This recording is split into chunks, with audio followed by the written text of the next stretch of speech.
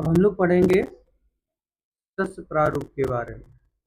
यानी जो शस्य प्रारूप क्या है, ये एग्रीकल्चर कृषि के अंतर्गत है और इसमें किस प्रकार की कृषि का वर्णन किया जाएगा तो हम लोग अब इसमें पढ़ते हैं।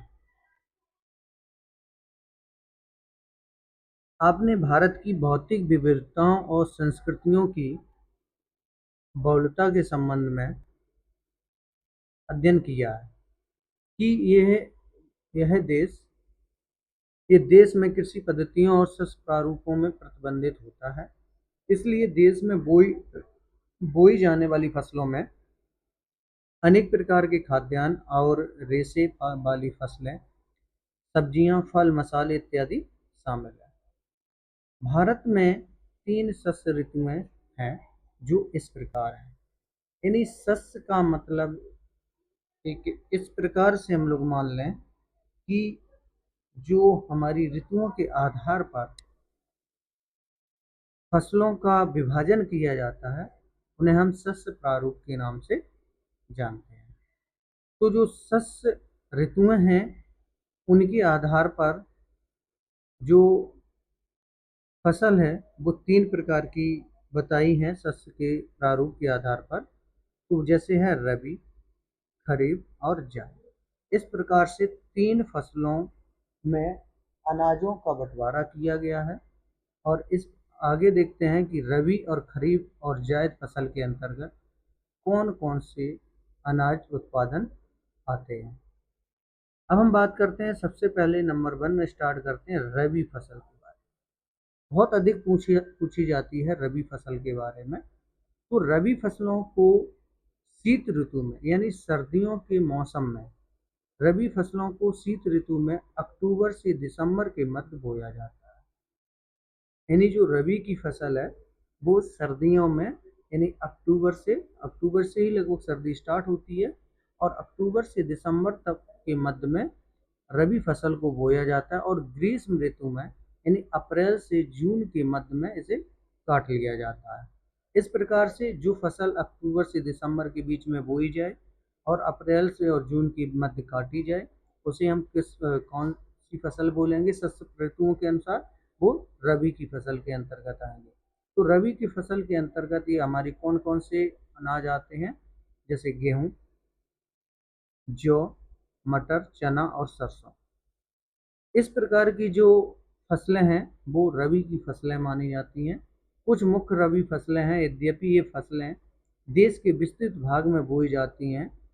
उत्तर और उत्तरी पश्चिमी राज्य जैसे पंजाब, हरियाणा, हिमाचल प्रदेश, जम्मू कश्मीर, उत्तराखंड और उत्तर प्रदेश में गेहूं और अन्य रबी फसलों के उत्पादन के लिए महत्वपूर्ण राज्य हैं।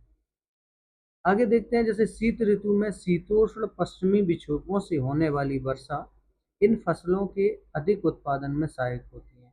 यानी रबी की फसल में कौन से विक्षोभ के कारण जो बारिश है वो उत्पादन में सहायक होती है।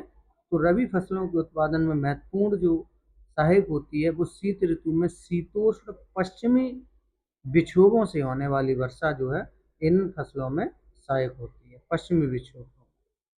आगे पढ़ते हैं हम लोग।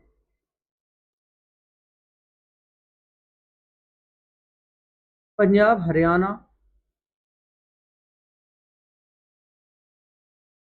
पश्चिमी उत्तर प्रदेश और राजस्थान के कुछ भागों में हरित क्रांति की सफलता भी उपर्युक्त रबी फसलों की वृद्धि में एक महत्वपूर्ण कारक है। जो हरित क्रांति का जो योगदान है वो रबी की फसलों में हमें सबसे ज़्यादा देखने को मिला। आगे पढ़ते हैं हम लोग खरीफ की फसलों के अंतर्गत। अभी हमने पढ़ा रबी की फसल, अब खरीफ की फसलें जो हैं देश के विभिन्न क्षेत्रों में मानसून के आगमन के साथ बोई जाती हैं।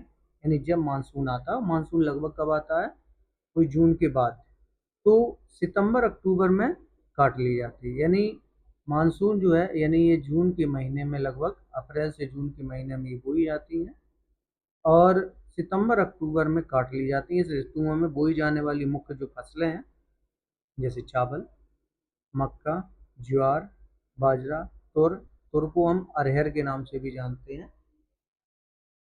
मूंग, उड़द, कपास, जूट, मूंगफली और सोयाबीन जैसी जो फसलें हैं वो कौन सी फसल के अंतर्गत आती हैं? खरीफ फसलों के अंतर्गत आती हैं।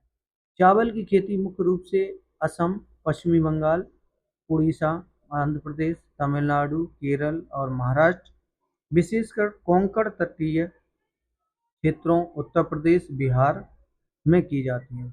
पिछले कुछ वर्षों में चावल पंजाब और हरियाणा में बोई जाने वाली महत्वपूर्ण फसल बन गई है। असम, पश्चिम बंगाल और उड़ीसा में धान की 3 फसलें जैसे औस, अमन, बोरो, यानी जो धान की 3 फसलें होती हैं जो अलग-अलग नाम से जानी जाती है, जैसे औस, अमन और बोरो बोई जाती हैं। कहाँ पर? असम और पश्चिम बंगाल और उड़ीसा में। इस प्रकार से धान की 3 फसलें की जाती हैं, औस, अमन और बोरो।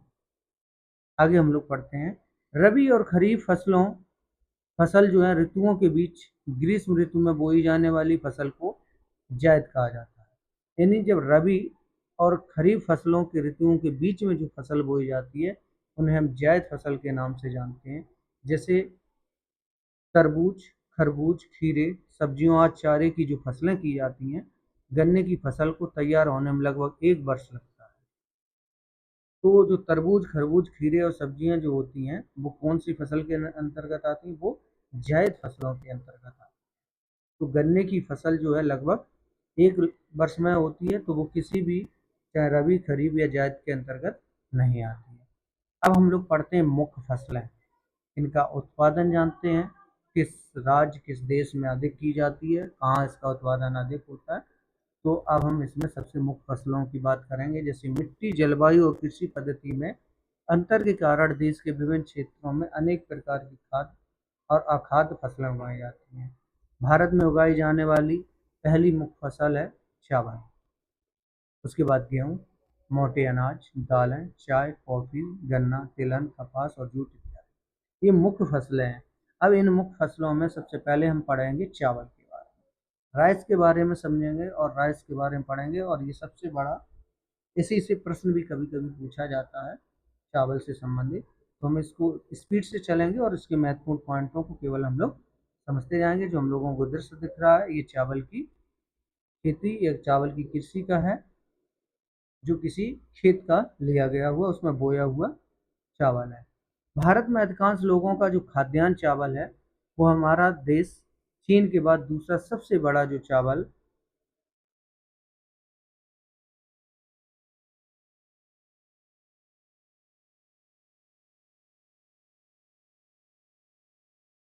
चावल उत्पादक देश है।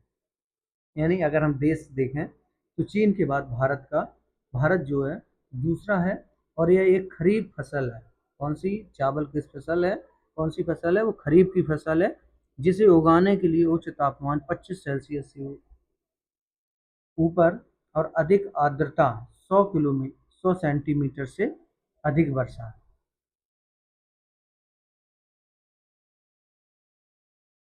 यानी जो चावल के लिए 25 सेल्सियस से ऊपर टेम्परेचर चाहिए और इसकी आर्द्रता 100 सेंटीमीटर से अधिक वर्षा होनी चाहिए की आवश्यकता होती है। कम वर्षा वाले क्षेत्रों में इसे सिंचाई करके उगाया जाता है। मैदान में कटाई के लिए तैयार चावल की फसल, यानी ये जो हम लोग को दिख रहा है ये चावल है ये, और ये तैयार हो चुकी है फसल, वो इमेज आपके सामने है। चावल उत्तर और उत्तर पूर्वी मैदानों, तटीय क्षेत्रों और डेल्टाई प्रदेशों में उगाया जाता है। नहरों के जाल और नलकूपों की सघनता के कारण पंजाब, हरियाणा, पश्चिमी उत्तर प्रदेश और राजस्थान के कुछ कम वर्षा वाले क्षेत्रों में चावल की फसल उगाना संभव हो पाया है। इस प्रकार से ये चावल है। और जैसे पंजाब, हरियाणा, पश्चिमी उत्तर प्रदेश और राजस्थान के कुछ कम वर्षा वाले क्षेत्रों में भी चावल उगाना संभव हो पाया। इनमें क्या है? इसमें नलकूपों और नहरों के जाल से इसे उगाया जाता है। अगर देश में देखें तो अपना भारत देश चावल के उत्पादन में दूसरा स्थान भारत का है। आगे पढ़ते हैं गेहूं से संबंधित।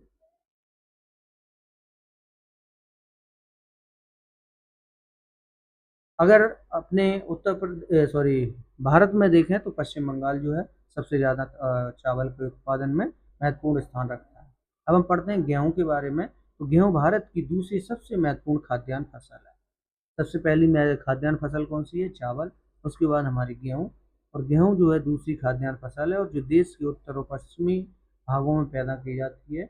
और गेहूँ जो है एक रबी की फसल है जो कि शीत ऋतु और पकने के समय खिली धूप की आवश्यकता होती है। इसे उगाने के लिए समान रूप से वितरित 50 से 75 सेंटीमीटर वर्षा की आवश्यकता होती है। देश में गेहूं उगाने वाले मुख्य दो क्षेत्र हैं, उत्तर पश्चिम में गंगा सतलज का मैदान, दक्कन का काली मिट्टी वाला प्रदेश। पंजाब, हरियाणा, उत्तर प्रदेश, बिहार, राजस्थान, मध्य प्रदेश के कुछ भागों में गेहूं पैदा करने का मुख्य राज्य है। इस प्रकार से ये गेहूं और चावल जो महत्वपूर्ण फसलें हैं उनके बारे में हमने बताया। आगे हम पढ़ते हैं मोटे अनाज के बारे में, मिलेट्स के बारे में पढ़ेंगे। तो ज्वार, बाजरा और रागी, ज्वार, बाजरा और रागी भारत में उगाए जाने वाले मुख्य मोटे अनाज हैं। यद्यपि इनमें मोटा अनाज कहा जाता है परंतु इनमें पोषक तत्वों की मात्रा अत्यधिक होती है। उदाहरण अगर देखें तो रागी में प्रचुर मात्रा में लोहा,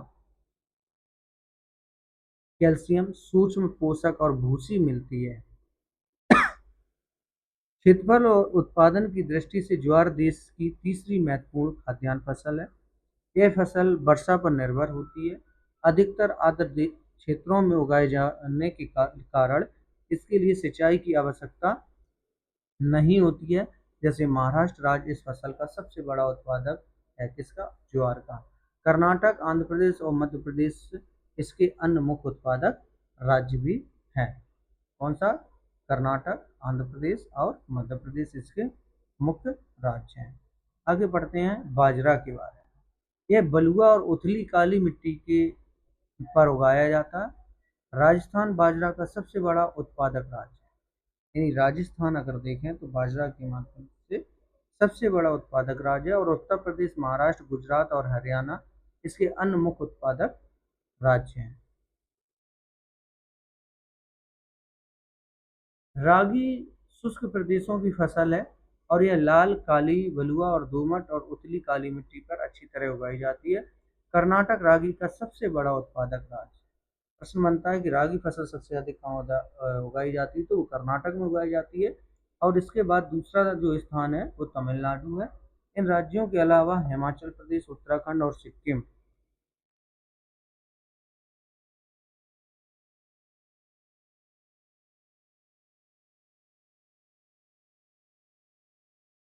चावल के मुख्य क्षेत्र देखते हैं हम लोग।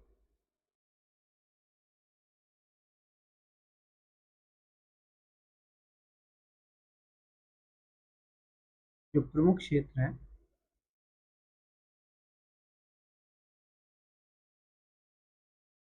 इस मैप में देखिए, प्रमुख क्षेत्र जो है।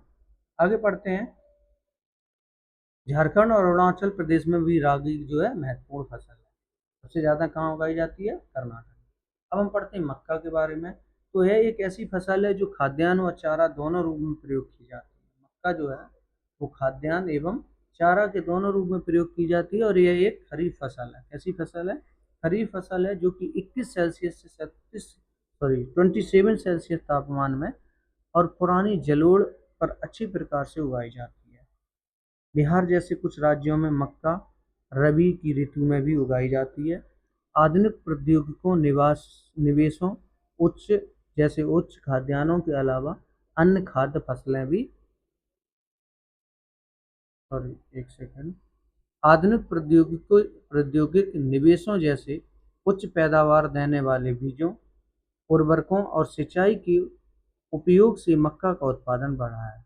कर्नाटक, उत्तर प्रदेश, आंध्र प्रदेश और मध्य प्रदेश, बिहार मक्का के मुख्य उत्पादक राज्य हैं। सबसे ज़्यादा जो मक्का उत्पादन की जाती है वो कर्नाटक में की जाती है। भारत में सबसे अधिक कहाँ की जाती है? कर्नाटक में की जाती है। मक्का का उत्पादन सबसे ज़्यादा कर्नाटक में हमें देखने को मिलता है। आगे पढ़ते हैं दालों के बारे में। भारत में विश्व में दालों का सबसे बड़ा उत्पादक तथा उपभोक्ता देश है। भारत जो है विश्व में दालों का सबसे बड़ा उत्पादक तथा उपभोक्ता देश है। शाकाहारी खाने में दालें सबसे अधिक प्रोटीनदायक होती हैं। जैसे तुर जो होती है, अरहर, उड़द, मूंग, मसूर, मटर और चना भारत की मुख्य दलहनी फसलें हैं। क्या आप बता सकते हैं कि इनमें से कौन सी दालें खरीफ और कौन सी दालें रबी में उगाई जाती हैं? तो दालों की कम नमी की आवश्यकता होती है और इन्हें शुष्क परिस्थितियों में भी उगाया जा सकता है। फलीदार फसलों होने के नाते, यानी जो दालें हैं वो कैसी है, फलीदार फसलें होने के नाते अरहर को छोड़कर अन्य सभी दालें वायु से नाइट्रोजन लेकर भूमि की उर्वरकता को बनाए रखते हैं।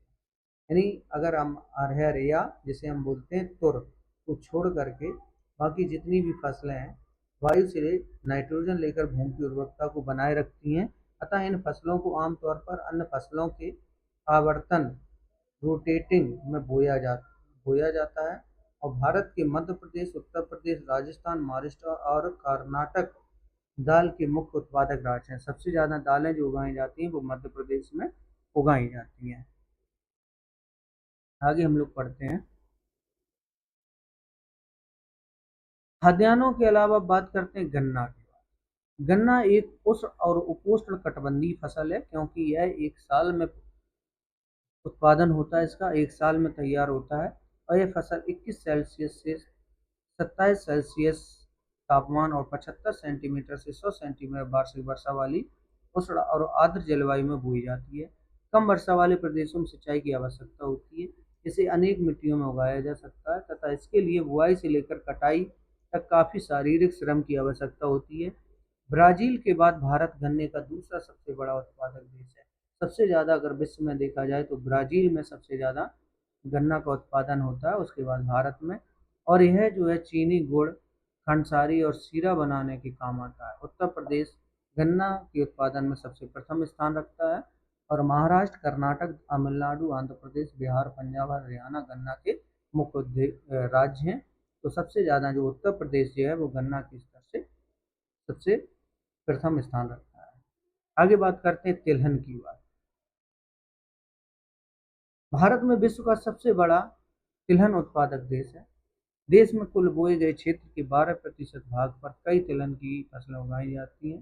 तिलहन के अंतर्गत जो फसलें आती हैं जैसे मूंगफली, सरसों, नारियल, तिल, सोयाबीन, अरंडी, बिनौला, अलसी और सूरजमुखी भारत में उगाई जाने वाली मुख्य तिलहन फसलें के अंतर्गत आती हैं। तिलहन का मतलब ये नहीं है कि केवल तिलहन हो, तिलहन में कई फसलें आती हैं। मैं फिर से बता देता हूँ। देश में कुल बोए गए क्षेत्र के 12% भाग पर तिलहन की फसलें बोई जाती हैं, जैसे मूंगफली, सरसों, नारियल, तिल, सोयाबीन, अरंडी, बिनौला, अलसी और सूरजमुखी भारत में उगाई जाने वाली मुख्य तिलहन फसलें हैं। इनमें से अधिकतर खाद्य और गन्ना बनाने के प्रयोग की जाती हैं, परंतु इनमें से कुछ तेलों के बीज को साबुन, प्रसाधन, श्रृंगार का सामान और उपटन उद्योग में कच्चे माल के रूप में भी प्रयोग किया जाता है तिलहन की फसलों को। आगे हम लोग अब पढ़ते हैं। मूंगफली खरीफ की फसल है। मूंगफली जो है वो तिलहन के अंतर्गत आती है, लेकिन यह एक खरीफ की फसल है तथा देश में मुख्य तिलहनों के कुल उत्पादन का आधा भाग इसी फसल से प्राप्त होता है। आंध्र प्रदेश जो है मूंगफली का सबसे बड़ा उत्पादक राज्य है। प्रश्न बने कि मूंगफली सबसे ज़्यादा कहाँ उत्पादन होता है मूंगफली का, तो वो आंध्र प्रदेश में सबसे बड़ा मुख्य उत्पादन है। उसके बाद तमिलनाडु, कर्नाटक, गुजरात, महाराष्ट्र इसके दूसरे मुख्य उत्पादक राज्य हैं। सबसे बड़ा हमारा कौन सा है? आंध्र प्रदेश मूंगफली के स्तर से आगे। आगे पढ़ते हैं। अलसी और सरसों रबी की फसलें हैं। अलसी और सरसों ये रबी की फसलें हैं। तिल उत्तरी भारत की खरीफ की फसल है और दक्षिणी भारत में रबी की। अरंडी खरीफ और रबी दोनों ही फसलें ऋतु में बोया जाता है। अरंडी जो है वो दोनों ही प्रकार की फसलें हैं। अब बात करते हैं चाय। चाय की खेती रोपड़ कृषि का एक उदाहरण है। यह एक महत्वपूर्ण पेय पदार्थ की फसल है जिसे शुरुआत में अंग्रेज भारत में लाए थे। आज अधिकतर चाय बागानों के मालिक भारतीय हैं। चाय का पौधा उष्ण और उपोष्ण कटिबंधीय जलवायु, यानी जो चाय का पौधा है वो उष्ण और उपोष्ण कटिबंधीय जलवायु, ह्यूमस और जीवांश युक्त गहरी मिट्टी तथा सुगम जल निकास वाले ढलुआ क्षेत्रों में भली भांति उगाया जाता है। चाय की झाड़ियों को उगाने के लिए वर्ष भर उष्ण, नम और पाला रहित जलवायु की आवश्यकता होती है। आगे अगर हम देखें तो वर्ष भर समान रूप से होने वाली वर्षा की बौछारें इसकी कोमल पत्तियों के विकास में सहायक होती हैं। चाय एक श्रम सघन उद्योग है क्योंकि इसके लिए प्रचुर मात्रा में सस्ता और कुशल श्रम चाहिए। इसकी ताजगी बनाए रखने के लिए चाय की पत्तियां बागान में ही संसाधित की जाती हैं। चाय के मुख्य उत्पादक क्षेत्रों में असम, सबसे ज़्यादा चाय का उत्पादन जो होता है वो असम में होता है। उसके बाद पश्चिमी बंगाल में दार्जिलिंग और जलपाईगुड़ी जिलों की पहाड़ियाँ, तमिलनाडु और केरल हैं। इनके अलावा हिमाचल प्रदेश, उत्तराखंड, मेघालय, आंध्र प्रदेश और त्रिपुरा आदि राज्यों में भी चाय उगाई जाती है। भारत विश्व का अग्रणी चाय उत्पादक निर्यातक भी है, यानी ये निर्यात भी करता है भारत, इसका चाय का सबसे अग्रणी भी है। आगे हम लोग पढ़ते हैं कॉफ़ी के बारे में। तो चाय के बारे में पढ़ा, सबसे ज़्यादा चाय की उत्पादन कहाँ होता है? असम में होता है। अब बात करते हैं कॉफ़ी। भारत की विश्व की लगभग 4% कॉफ़ी का उत्पादन करता है और भारतीय कॉफ़ी अपनी गुणवत्ता के लिए विश्व विख्यात है। हमारे देश में अरेबिका किस्म की कॉफ़ी पैदा की जाती है। किस्म की बहुत ही इम्पोर्टेंट पॉइंट है अरेबिका। अपने जो भारत में कॉफ़ी की जो किस्म है अरेबिका नाम से पैदा की जाती है, जो आरंभ में यमन से लाई गई थी। कहाँ से लाई गई थी? एक यमन से लाई गई थी और इस किस्म की कॉफ़ी की विश्व भर में अधिक मांग है। राइट, यानी अरेबिका किस्म की जो कॉफ़ी है वो विश्व भर में इसकी डिमांड है और यह यमन से लाई गई थी। इसकी कृषि की शुरुआत बाबा बूदन पहाड़ियों से होती है। इसकी शुरुआत कहाँ से हुई थी कॉफ़ी की? तो बाबा बूदन पहाड़ियों से हुई और आज भी इसकी खेती नीलगिरी की पहाड़ियों के आसपास, जैसे कर्नाटक में सबसे ज़्यादा कॉफ़ी का उत्पादन होता है, केरल और तमिलनाडु में भी किया जाता है। इस प्रकार से ये कॉफ़ी और चाय इस प्रकार की फसलों को हमने पढ़ा। तो कॉफ़ी इसका इम्पोर्टेंट पॉइंट में अरेबिका किस्म की कॉफ़ी यमन से लाई गई, सबसे पहले बाबा बूदन पहाड़ियों से हुई इसकी, और अब आज के समय में नीलगिरी, और सबसे ज़्यादा इसका उत्पादन जो है वो कर्नाटक में होता है। अब आगे बढ़ते हैं बागवानी फसलें। बागवानी फसलों के अंतर्गत क्या क्या आता है? तो भारत में विश्व में सबसे अधिक फलों और सब्जियों का उत्पादन करता है, जो कि बागवानी फसलों के अंतर्गत आते हैं। भारत उष्ण और शीतोष्ण कटिबंधीय दोनों ही प्रकार के फलों का उत्पादन है। भारतीय फलों जिनमें महाराष्ट्र, आंध्र प्रदेश, उत्तर प्रदेश और पश्चिमी बंगाल के आम, नागपुर और चेरापूंजी मेघालय के संतरे, केरल, मिजोरम, महाराष्ट्र और तमिलनाडु के केले, उत्तर प्रदेश और बिहार की लीची, मेघालय के अनानास, आंध्र प्रदेश और महाराष्ट्र के अंगूर। यानी अगर हम देखें तो सबसे ज़्यादा पश्चिमी बंगाल के आम, यानी भारतीय फलों जिनमें महाराष्ट्र, अगर भारतीय फलों में देखें तो महाराष्ट्र के जो फल हैं वो सबसे महत्वपूर्ण हैं। आंध्र प्रदेश, उत्तर प्रदेश और पश्चिम बंगाल के आम, अगर देखा जाए तो पश्चिम बंगाल के आम, नागपुर और चेरापूंजी मेघालय के संतरे, केरल, मिजोरम और महाराष्ट्र तमिलनाडु के केले, और उत्तर प्रदेश और बिहार की लीची, और मेघालय के अनानास, आंध्र प्रदेश और महाराष्ट्र के अंगूर, तथा हिमाचल प्रदेश और जम्मू कश्मीर के सेब, नाशपाती, खुबानी और अखरोट की विश्व भर में बहुत ही मांग है। ये हम लोग पॉइंटों को याद रखें कि कहाँ पर क्या सबसे ज़्यादा होता है। अब आगे पढ़ते हैं। ये एनसीईआरटी बुक है, इसी के ही महत्वपूर्ण पॉइंटों को कोई भी, चाहे वो कोर्ट हो या एग्जाम सेंटर, उसको मानने के लिए तैयार होते हैं। भारत विश्व की लगभग 13% सब्जियों का उत्पादन करता है। भारत जो है विश्व की लगभग कितने 13% सब्जियों का उत्पादन करता है। और भारत का मटर, फूल गोभी, प्याज, बंद गोभी, टमाटर, बैंगन और आलू उत्पादन प्रमुख स्थान रखते हैं।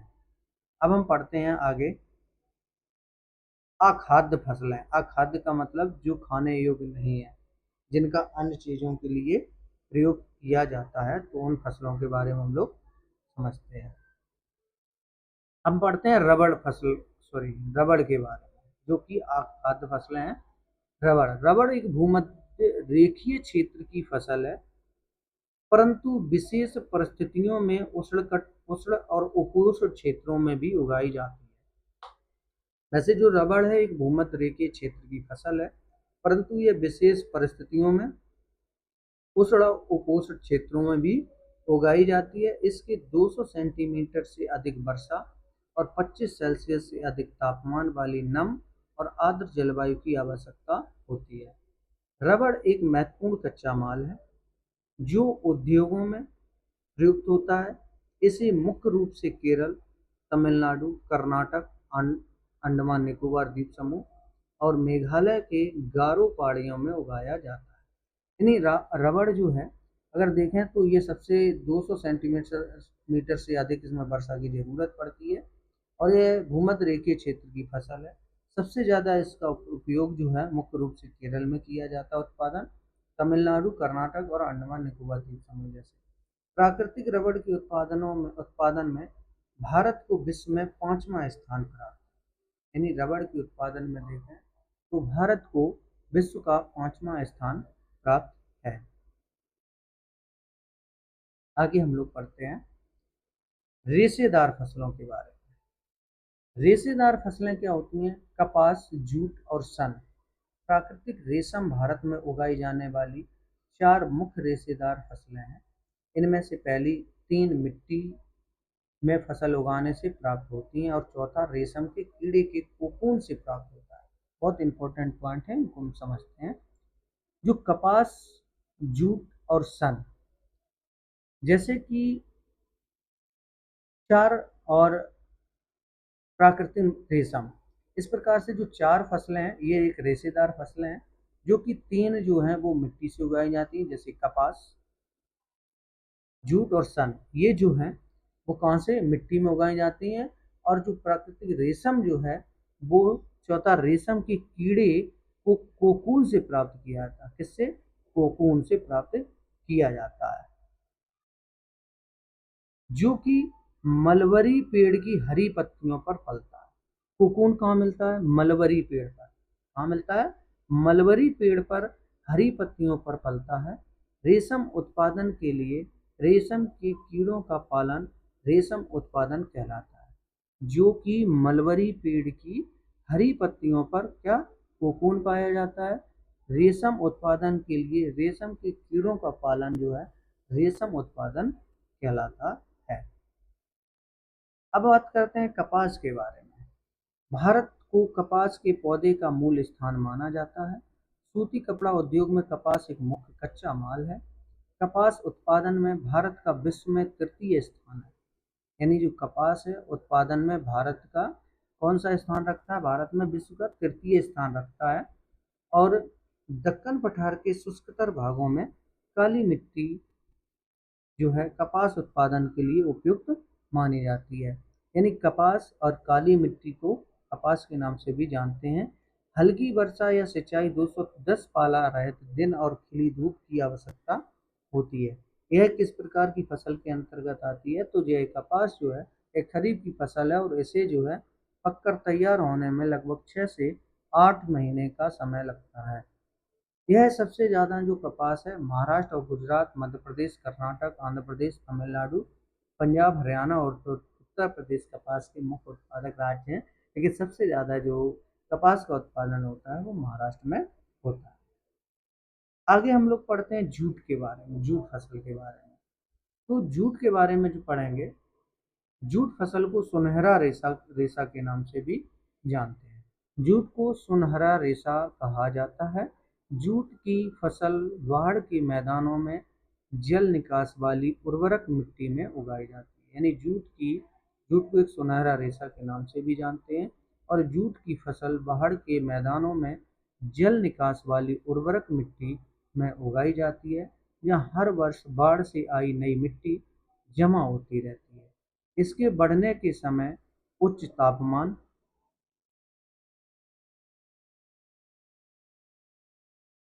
तापमान की आवश्यकता होती है। और इसका उत्पादन जो जूट का सबसे अधिक पश्चिम बंगाल, फिर बिहार, असम और उड़ीसा तथा मेघालय जूट के मुख्य उत्पादक राज्य हैं। इसका प्रयोग जो है जैसे बोरियां, चटाई, रस्सी, तंतु व धागे, गलीचे और दूसरी दस्तकारी की वस्तुएं बनाने में किया जाता है। इसकी उच्च लागत के कारण और कृत्रिम रेशों और पैकिंग सामग्री विशेषकर नायलॉन की कीमत कम होने के कारण बाजार में इसकी मांग कम हो रही है। किसकी? जूट की। इसका उत्पादन सबसे ज़्यादा पश्चिम बंगाल में हमें देखने को मिलता है। अब हम लोग कृषि के बारे में अच्छे से पढ़ा, अब हम लोग पढ़ते हैं प्रौद्योगिकी और संस्थागत सुधार के बारे में।